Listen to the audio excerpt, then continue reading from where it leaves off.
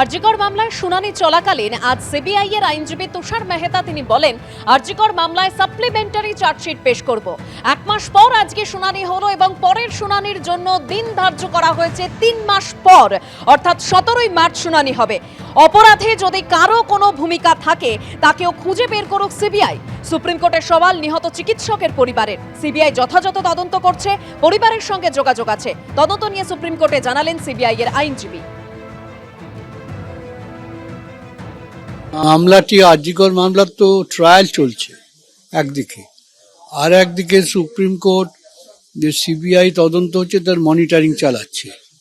এই দুটোর মাঝখানে যে মনিটরিং যেটা চলছে, সেই মনিটরিং এর মাধ্যমে সুপ্রিম কোর্ট কিছু কিছু নির্দেশ দিয়েছেন। এখন তাই নির্দেশের মধ্যে একটা নির্দেশ একটু সদর্থক, কারণ যেখানে তারা বলেছেন যে সরকারকে, রাজ্য সরকারকে যেসব সরকারি অধিকারিকের বিরুদ্ধে মামলা চলছে সেই ব্যাপারে প্রয়োজনীয় অনুমতি দিতে। এরপর রাজ্য সরকারের পক্ষে অনুমতি না দেওয়াটা শক্ত।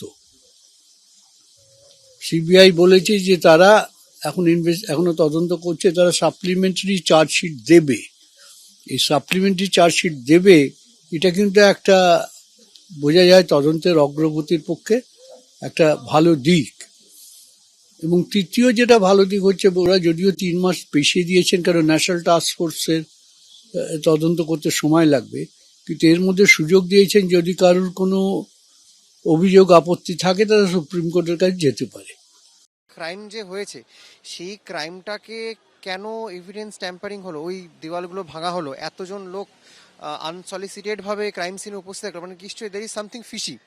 সেটা সবার মনেই এসেছিল এবং আমরা যে কিছু ভুল বলিনি সেটা কিন্তু এই তদন্ত চলতে চলতে দেখতে পেয়েছি। কারণ সন্দীপ ঘোষকে এবং টালা থানার ওসিকে দুজনকে কিন্তু এই এভিডেন্স ট্যাম্পারিংয়ের জন্য এখনও তার মুখোমুখি হতে হচ্ছে সেই তদন্তের, সেই বিচারের। এবার আমরা চাইছি যে শুধু এরা দুজন তো নয়, নিশ্চয়ই এরা দুজন তো কি অ্যাক্টিভলি সবটা করেনি, কারো থ্রু দিয়ে বা কারো সুপারিশে বা কারোর আরো বুদ্ধিতে কাজগুলো হয়েছে, তাদের নামগুলো সামনে আসুক। বিচারের দাবিতে 4 মাস পার, সুপ্রিম কোর্টের নতুন বেঞ্চে 3 মাস পর ফের শুনানি।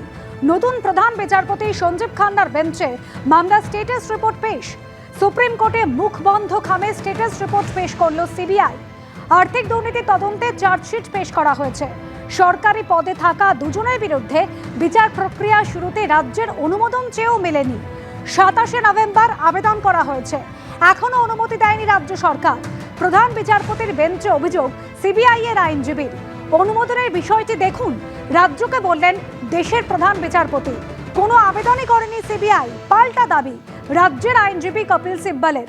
তদন্তের 3 দিক শুনানিতে বললেন সিবিআই এর আইনজীবী তুষার মেহতা। ভয়াবহ ধর্ষণ, খুন, প্রমাণ লোপাট এবং হাসপাতালে দুর্নীতির তদন্ত চলছে। 51 জন সাক্ষীর মধ্যে 43 জনের সাক্ষ্য গ্রহণ করা হয়েছে।